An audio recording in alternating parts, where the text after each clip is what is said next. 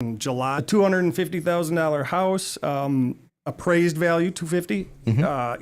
You might see it listed at $299, and they might actually get over $3. And a first-time home buyer didn't have a shot because you have this thing called an appraisal gap. Now, I've got that $49,000 that a first-time home buyer really doesn't have sitting in their bank account typically at 20-some years old or however old they are. And, now they just have a better shot because homes are coming down a little bit. Interest rates up is going to drive something. What it does is it drives the home price down, not to a bad level, just to a normal level. Okay. So is it better when, and I say this, and I think it's probably explanatory, but is interest rates the way they are now better for the buyer or the seller? I mean, just in general. Well, it's probably not. Okay.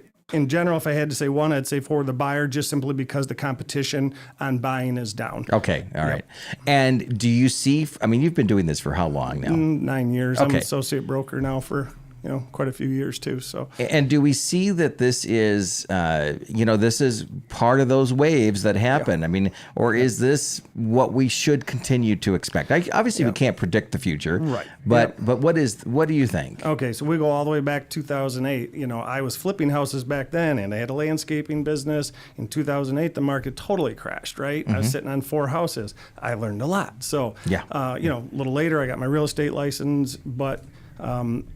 So what we know things go up, things come down. We're going to ride that wave. It just happens. It doesn't matter if it's the car business, real estate, or anything else. So, where we are now being in the average of, 5.5% to 6.5%, on a daily basis, that kind of changes. So, we'll just ride it out and see what happens. All right. It'll keep going. People are going to keep selling. People are going to keep buying. Yeah. And if you're just joining us, we're talking with Jamie Loney. Jamie Loney with team Jamie Loney and Christina Simone from 5 Star Realty. Jamie, we had actually this came up in conversation just a little while ago. Somebody was buying a home and selling their home, and the buyer at first didn't necessarily want an appraisal. Is that a good thing or a bad thing?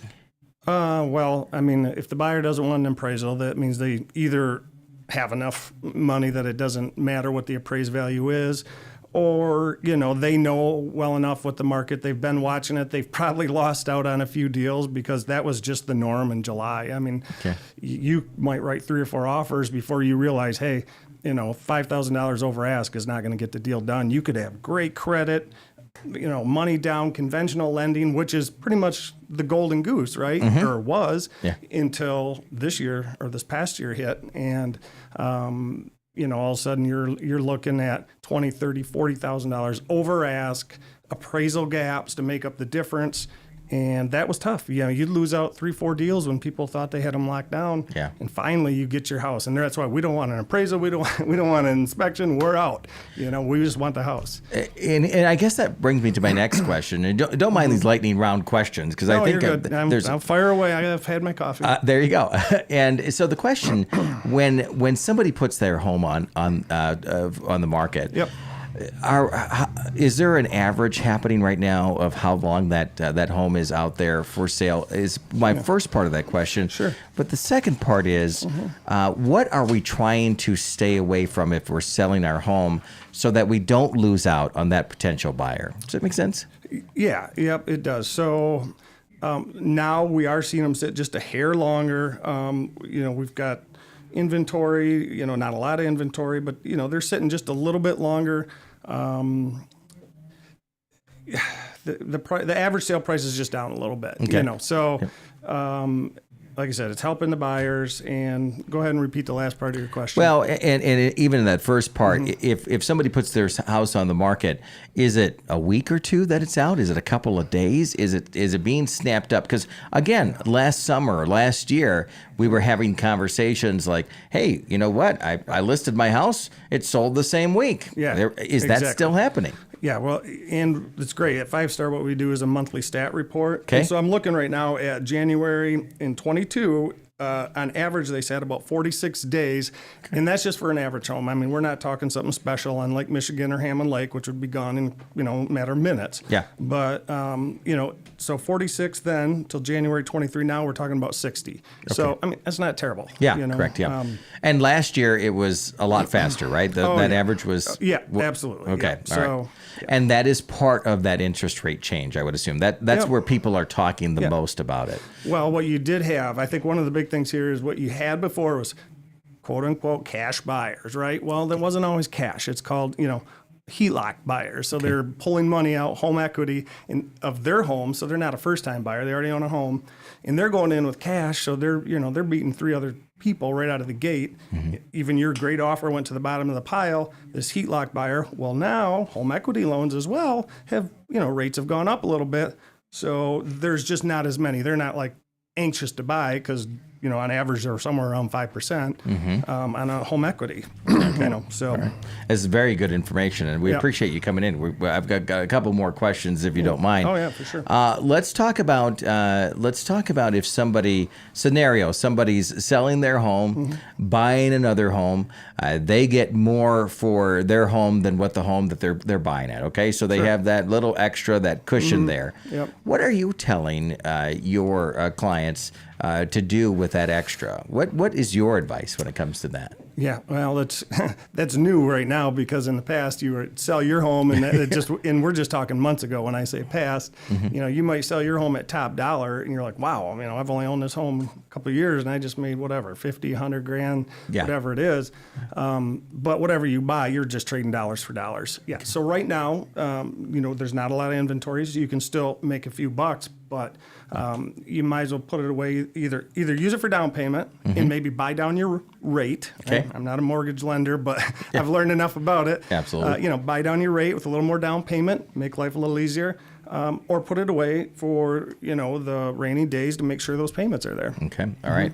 We're talking with Jamie Loney here, and so I'm gonna ask you three myths, if you don't mind, both for the buyer and both for the seller. Okay. 3 myths that at this day and age, right here on February 15th, that are myths now compared to maybe something that people thought a year ago, 2 years ago. For the buyer, let's start with the buyer. 3 myths that are totally incorrect, and they want to get away from those. What do you think?